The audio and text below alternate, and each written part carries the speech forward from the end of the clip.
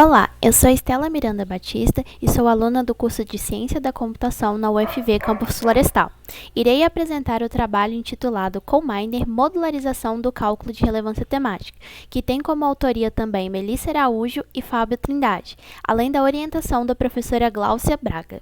Eu irei falar sobre a ferramenta CoMiner, depois sobre os objetivos desse trabalho que geraram a biblioteca CoMiner, como ela foi feita, os resultados obtidos, as conclusões e trabalhos futuros. A ferramenta CoMiner, ela visa apoiar o gerenciamento das comunicações extraindo informações do ambiente de issue tracking do GitHub, assim aplicando algumas métricas sobre os comentários postados nas issues, como a relevância temática, análise de sentimentos, além de outras métricas que indicam a qualidade das comunicações. O objetivo desse trabalho, então, foi fazer refinamentos e extensões na ferramenta CoMiner, de forma a modularizar o cálculo de relevância temática, assim provendo suporte para os dados de comunicações de issue tracking do GitHub e dos dados de comunicações em tópicos de discussões, como o Stack Overflow.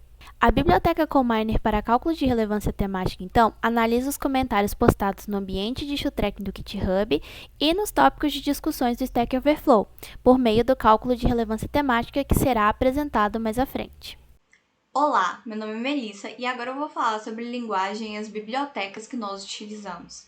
A linguagem que escolhemos foi Python por dois motivos principais.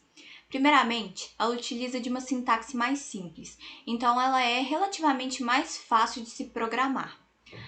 Além disso, por ela oferecer um grande suporte para que a gente trabalhe no contexto de manipulação de textos, a gente acaba tendo vários recursos que a gente pode utilizar para auxiliar no processo que é realizado pelo CoMiner. Dentre as bibliotecas que nós utilizamos, a gente pode destacar essas daqui, que são, primeiramente, a NLTK e a PySynonyms, que são ambas utilizadas no momento de pré-processamento dos dados, só que a NLTK ela é utilizada para mais coisas, como remover stop words, fazer a radicalização, enquanto a PySynonyms ela é utilizada apenas para identificar sinônimos em português. A string é utilizada para remover pontuação e caracteres especiais. A Stack API é um empacotador para Python da API que a gente utiliza para extrair dados do Stack Overflow.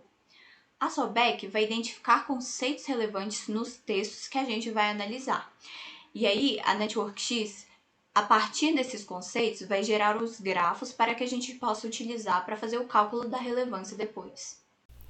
Olhando então para as classes, temos que a primeira classe usada é a fachada biblioteca, em que ela pedirá ao usuário os dados que necessita, dessa forma escolhendo entre a plataforma do GitHub ou do Stack Overflow. Após inseridos os dados necessários, temos que os dados serão enviados ou para a controladora API GitHub ou para a controladora API Stack Overflow, que fará a extração dos dados. Após extraídos esses dados, teremos que eles serão enviados para serem salvos nas classes Projeto, Tópico e Comentário. Após salvos esses dados, temos que, na controladora SOBEC, iremos fazer o processamento dos grafos. E caso a ferramenta da SOBEC nos retorne um grafo nulo, os grafos são gerados automaticamente pela biblioteca. Por fim, nós temos o cálculo de relevância temática, que foi necessário uma outra classe chamada pré-processamento para realizar a mesma. Pensando então no processamento de dados do GitHub, temos que a API do GitHub nos retorna apenas uma URL, e essa URL, após ser uma requisição simples, retorna uma variável do tipo JSON, que após separar as informações da mesma, temos que os dados podem ser salvos nas classes Projeto, Tópico e Comentário. Meu nome é Fábio e vou falar de modo geral como foi feito o processamento de dados do Stack Overflow. Nós criamos uma classe chamada controladora Stack Overflow, que utiliza um empacotador feito em Python chamado Stack API. Esse empacotador utiliza o Stack Exchange API para requisitar os dados do Stack Overflow.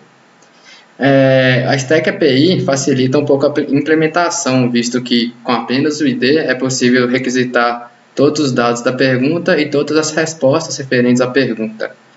Só que antes de fazer as requisições, é preciso especificar o site que queremos requisitar os dados. Por exemplo, se for o Stack Overflow em inglês ou o Stack Overflow em português. Após essas requisições, nós salvamos os dados em duas classes, que são a classe tópico e a classe comentário. A classe tópico é referente à pergunta do Stack Overflow e a classe comentário referente à resposta do Stack Overflow. Depois salva os dados e são consumidos para fazer as análises do texto. Além disso, está sendo feita a abordagem da aplicação do Stack Overflow. Olhando agora para o cálculo de relevância temática, temos que a biblioteca utiliza de diversas equações que vieram no seu trabalho base, o Azevedo.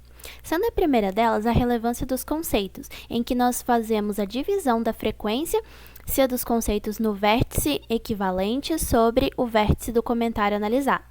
A segunda equação é a distância entre conceitos equivalentes, em que V é o número de vértices equivalentes que nós temos nos grafos. A terceira equação é o peso relativo dos conceitos, em que nós teremos o número de vizinhos dividido pelo número daquele vértice. Então, se estamos analisando um determinado vértice equivalente, dividiremos o número de seus vizinhos pelo número total daquele grafo. Por fim, temos a similaridade entre os grafos, que é a média aritmética das equações mostradas anteriormente.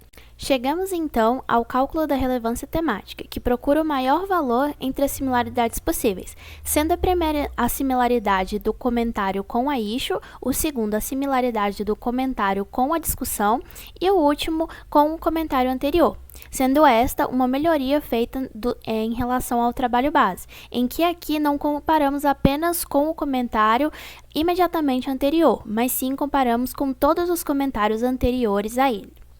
Pensando então nos resultados que obtemos após esta modificação, temos que foram utilizadas de 12 issues, totalizando 59 comentários para uma validação, em que cada issue foi avaliada por 2 especialistas externos e também pela equipe de desenvolvimento, em que foi feita uma média para assim considerarmos a equipe como apenas um avaliador.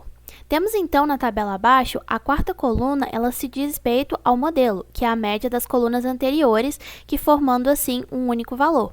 E por fim, este modelo é comparado com a avaliação que a biblioteca nos traz após a execução do algoritmo, tanto da biblioteca quanto da abordagem base do Azevedo. Temos então que, após obtidos esses valores de modelo e da avaliação tanto da biblioteca quanto da abordagem base do Azevedo, são calculadas 2 métricas, sendo a primeira delas o MSE, que é o erro de previsão ao quadrado, e a MAE, que é a média das distâncias entre os valores preditos e reais. Temos que a MAE é utilizada porque ela pune muito bem os outliers que podem surgir dos erros. Além disso, é importante citar que tanto o MSE quanto o MAE, quanto mais próximos de zero, melhor. Após calculados os valores de MSE e MAE para cada uma das abordagens, temos que foi gerada a tabela abaixo, em que foram colocados em negrito os valores que se sobressaíram aos outros, ou seja, que tiveram melhores resultados. Dessa forma, temos que Azevedo se saiu melhor que a biblioteca em apenas um caso.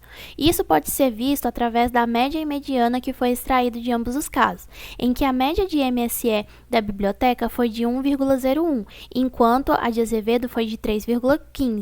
Já no caso do MAE, temos que na biblioteca obtemos 0,80, enquanto na abordagem do Azevedo tivemos 1,47.